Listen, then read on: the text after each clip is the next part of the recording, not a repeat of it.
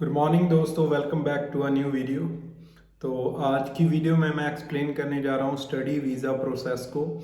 उसकी सारी टाइमलाइन को मैं इस वीडियो में एक्सप्लेन करूँगा और बताऊँगा कि आपका हर स्टेप पे कितने का एक्सपेंडिचर आएगा, क्या क्या खर्चे होंगे आपके और टोटल एक्सपेंसेस आपके कितने होंगे। और लास्ट में मैं बताऊँगा कि इन केस अगर आपका वीज़ा नहीं आता है तो आपको कितने का लॉस हो सकता है, ताकि आप एवेलुएट कर सके कि आप ये रिस्क लेना चाहते हैं स्टडी वीज़ा का या नहीं। तो इस चीज़ से फाइनेंशियल पॉइंट ऑफ व्यू से मैं आपको एक्सप्लेन कर दूंगा और टाइमलाइन को एक्सप्लेन कर दूंगा, ताकि आपको डिसीजन लेने में आसानी हो जाए कि अगर आप स्टडी वीज़ा प्रोसेस का रूट लेना चाहते हो या नहीं। तो मैं वीडियो को शुरू करता हूँ। सबसे पहला आपका स्टेप जो इसमें आता है वो होता है कि आपका आइल्स एग्ज़ाम। सबसे पहले आपको अपना आइल्स का एग्ज़ाम देना होता है और उसमें आपको जो बैंड्स चाहिए होते हैं वो हर एक मॉड्यूल में 6 से ऊपर चाहिए होते हैं। अगर आपको STS प्रोग्राम में लगाना है जिसमें कि वीज़ा चांसेस बहुत अच्छे होते हैं, अगर आपको उस प्रोग्राम में फ़ाइल लगानी है तो आपको क्या है, ओवरऑल 6.5 से ऊपर बैंड चाहिए होंगे और not less than 6 in any. किसी भी मॉड्यूल में आप 6 से कम नहीं ले सकते।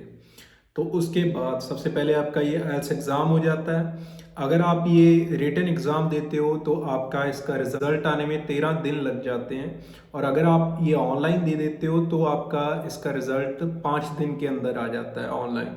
तो ये आपके ऊपर डिपेंड करता है कि आप पेपर पर एग्ज़ाम देने में कंफर्टेबल हो या आप ऑनलाइन एग्ज़ाम देने में कंफर्टेबल हो।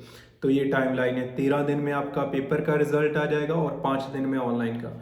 और इसका खर्चा जो है आपका टेस्ट का मेरे हिसाब से 13,000 इंडियन रुपीज़ में होता है टेस्ट, अगर आपने आइल्स का बुक करना है। और बाकी अगर आप कोचिंग लेते हो तो कोचिंग आपकी 5,000, 10,000, 15,000, वो आपके ऊपर डिपेंड करता है कि आप कितने टाइम की लेते हो और कौन से इंस्टीट्यूट से कोचिंग लेते हो। तो इसका इस फर्स्ट स्टेप पे आप अपना एक्सपेंस लेके चलिए। 13,000 आपके टेस्ट का हो गया और 10,000 जो है आपकी कोचिंग का हो गया। तो इसका मिला के चलिए आप 20-25,000 के करीब आपका जो खर्च फर्स्ट स्टेप पे आ जाता है। अब इसके बाद सेकंड स्टेप होता है, जब आपने आइल्स एग्ज़ाम दे दिया, मान लीजिए आपके बैंड्स अच्छे आ गए, अब आपने नेक्स्ट स्टेप क्या करना है, आप ऑफ़र लेटर के लिए अप्लाई करते हो। जब आप ऑफ़र लेटर के लिए अप्लाई करते हो तो आपका आइल्स का रिज़ल्ट लगता है, आपकी पासपोर्ट की कॉपी लगती है, आपके एकेडमिक डॉक्यूमेंट्स लगते हैं जो आपने इंडिया में एजुकेशन की होती है।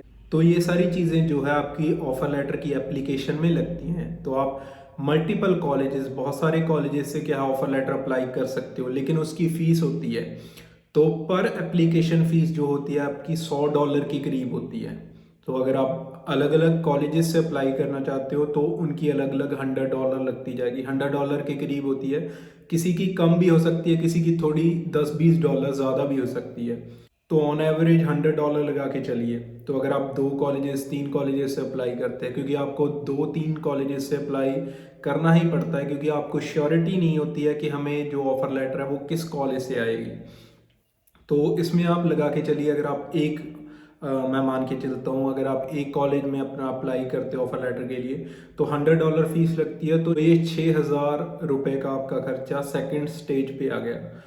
और ये आप तभी कर सकते हो, आपने आइल्स दिया और आप नेक्स्ट डे ही जो है अपनी ऑफर लेटर की एप्लीकेशन फिल कर सकते हो। तो इसमें कोई आपको गैप लेने की ज़रूरत नहीं है। मान लीजिए फिर भी आपका 4-6 दिन का गैप आ जाता है, आपका इसका रिज़ल्ट आया है, फिर आप 3-4 दिन में अपने डॉक्यूमेंट्स इकट्ठे करके जो है ऑफ़र लेटर के लिए अप्लाई करते हो। अब ऑफ़र लेटर को आने में 1 से 2 महीने भी लग सकते हैं। तो ये डिपेंड करता है, अभी कोविड में क्या है, ज़्यादा टाइम भी लग रहा है, लेकिन आने को ये आपकी जो है ऑफ़र लेटर वो 2 हफ्ते के अंदर भी आ सकती है।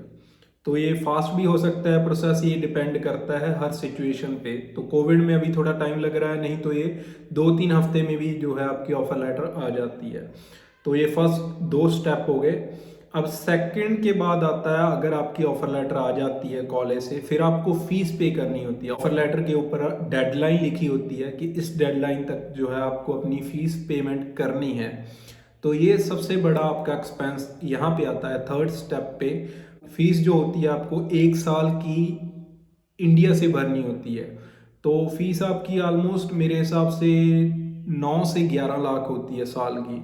कैनेडियन डॉलर्स में अगर मैं काउंट करूं तो ये 16, 17, 18,000 इसके करीब कॉलेजेस की फ़ीस जाती है साल की। पर सेमेस्टर 8-9 हज़ार होती है।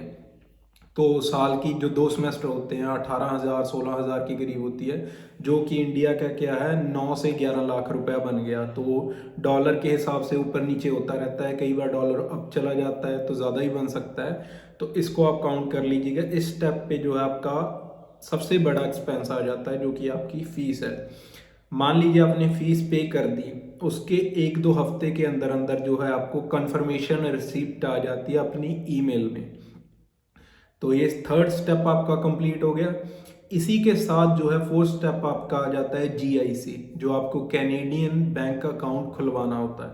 तो आप इंडिया से जो है उसका पेमेंट करते हो, वो होती है आपकी $10,200, $10,200 आप जीआईसी के पे करते हो। जिसमें से क्या है, आपको $10,000 जब आप कनाडा में जाते हो आपके अकाउंट में मिल जाते हैं। फर्स्ट मंथ आपको शायद 2,000 मिलते हैं, फिर हर मंथ आपको क्या है 600 करके डॉलर्स अपने अकाउंट में मिलते रहते हैं। तो इसमें वो आपको 10,000 जो है आपके अकाउंट में ट्रांसफ़र कर देते हैं, और $200 जो होती है वो बैंक वगैरह के चार्जेस करके वो आपकी कट जाती है। 10,200 आप पे करोगे, उसमें से $10,000 आपको मिल जाएंगे। तो मान लीजिए ये आपका 6 लाख के करीब का खर्चा जीआईसी पे हो गया, क्योंकि अभी जो डॉलर है वो 58-59 रुपीज़ का चल रहा है एक कैनेडियन डॉलर। तो अगर मैं उसको 60 रुपये लेके चलूँ $1 को, तो आपका 6 लाख का खर्चा जो है जीआईसी पे आ गया है। तो इसके बाद आपने जीआईसी करा ली, इसके बाद आपका मेडिकल का एक्सपेंस आ जाएगा। मेडिकल 4 से 5 हज़ार ले लेता है मेडिकल का एक्सपेंस आपके। और उसके बाद जो है आपकी एम्बेसी फ़ीस और बायोमेट्रिक की फ़ीस हो जाती है। 10,000 के करीब आपकी एम्बेसी फ़ीस होती है, और जिसमें 5,000 आपकी जो है बायोमेट्रिक की फ़ीस लग जाती है। तो 15,000 उस स्टेज पे खर्चा आ गया। तो ये कुल मिला के अगर मैं 10 लाख आपका खर्चा लगा के चलता हूँ फीस का, और 6 लाख आपका लगा के चलता हूँ मैं जीआईसी का, तो 16 लाख तो आपका खर्चा इन्हीं 2 स्टेप्स पे हो गया। फिर आपका मेडिकल, एम्बेसी फीस और आयल्स वगैरह का खर्चा लगा के आपका जो मेरे हिसाब से 18-19 लाख के करीब जो है आपका खर्चा हो जाता है। उसके बाद आपकी एयर टिकट का भी खर्चा आएगा। तो ये सारा रला मिला के आपका जो है 18 से 19 लाख का खर्चा आ जाता है सारे वीज़ा प्रोसेस का।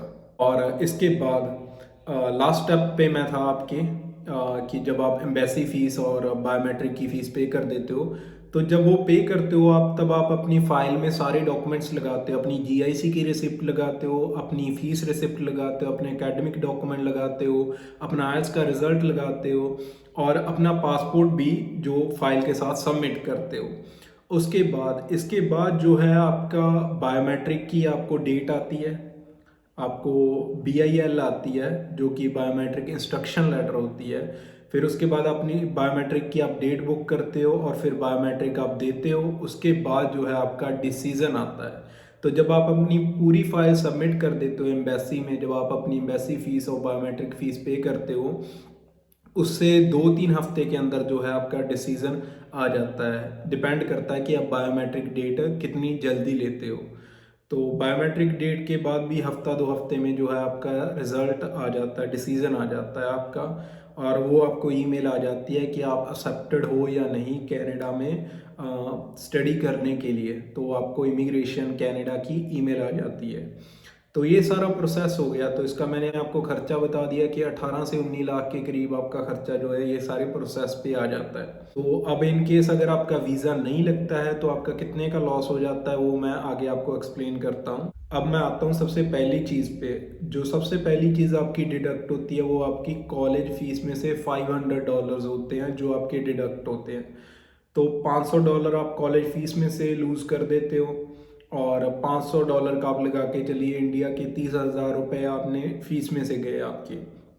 सेकंड जो आपका चीज़ होती है वो होती है जीआईसी में से जो $200 आपका डिडक्ट हुआ है वो आपको वापस नहीं मिलता है। वो वापस मिलेगा ही नहीं। अगर आप कनाडा पहुंच जाते हो तो भी आपको 10,000 मिलेंगे। अगर आपका वीज़ा नहीं आता है, आप इंडिया में रह जाते हो, तो भी आपको 10,000 ही मिलेंगे। तो वो $200 आपका डिडक्ट होना ही होना है। तो 12,000 वो लगा लीजिए। और 30,000 और 12,000 ये 42,000 हो गया। उसके बाद आपकी एम्बेसी फ़ीस नहीं वापस आएगी, आपका मेडिकल फ़ीस और आपकी एप्लीकेशन फ़ीस, ये सारा मिला के आपका 70,000 तक का जो है खर्चा चला जाता है। तो ये आपके ऊपर डिपेंड करता है कि आप इतना जो है इतना रिस्क ले सकते हो फाइनेंशियली, या आप नहीं लेना चाहते इतना बड़ा रिस्क। तो ये आपके ऊपर डिपेंड करता है, क्योंकि हर एक की कंडीशन डिफरेंट होती है। तो ये डिसीज़न आपका अपने ऊपर डिपेंड करेगा। आल्दो स्टडी वीज़ा रूट जो है वो पीआर के लिए इजी रूट है और थोड़ा सेफ रूट है। तो ये आपके ऊपर डिपेंड करता है अगर आप फाइनेंशियली ये रिस्क लेना चाहोगे या नहीं लेना चाहोगे। मैंने सारा एक्सप्लेन कर दिया, शुरू से लेके एंड तक आपको टाइमलाइन एक्सप्लेन कर दी और आपको फाइनेंशियली पॉइंट ऑफ व्यू से एक्सप्लेन कर दिया। उसके अलावा यही थी आज की वीडियो। उम्मीद करता हूँ कि आपको पसंद आई होगी। अगर पसंद आई है तो प्लीज़ वीडियो को लाइक करें, ज़्यादा से ज़्यादा शेयर करें, और अगर आपका कोई क्वेश्चन है स्टडी वीज़ा के रिगार्डिंग तो नीचे कमेंट करके ज़रूर बताएं। और मुझे इंस्टाग्राम पे फॉलो कर सकते हैं, मैं उसका लिंक नीचे डिस्क्रिप्शन में दे दूँगा। तब तक के लिए मैं चलता हूँ और मिलता हूँ आपको नेक्स्ट वीडियो में।